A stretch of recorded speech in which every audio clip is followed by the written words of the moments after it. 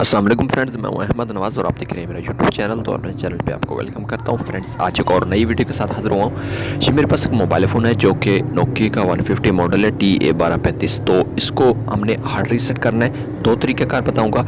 एक तरीक़ाकार तो सेटिंग में जाके बताऊंगा। आपने सेटिंग में जाना है और सेटिंग को ओपन करते हैं और उसके बाद लास्ट का ऑप्शन जो आपको मिलेगा, ऊपर वाला बटन दबाएंगे तो यहाँ पे देख सकते हैं रिस्टोर फैक्ट्री सेटिंग। इसको जैसे ही आप सिलेक्ट करेंगे, मतलब जो मीन्यू वाला बटन है वो दबाएंगे तो यहाँ पे आपका मोबाइल फ़ोन रिस्टोर हो जाएगा।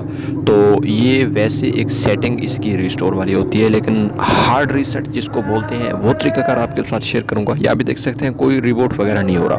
तो हमने वापस जाना है। वापस जाके यहाँ पे कीबोर्ड की मदद से *#7370 हैश डायल करना है। जैसे ही हैश डायल करेंगे यहाँ पे देख सकते हैं, यहाँ पे ये आ गया इसका ऑप्शन। तो फैक्ट्री ये सेटिंग है इसकी। तो जैसे आप बीच वाला बटन दबाएंगे, कंटिन्यू पे क्लिक करेंगे तो आपका मोबाइल फ़ोन रिबूट हो जाएगा। इसको बोलते हैं फैक्ट्री रीसेट।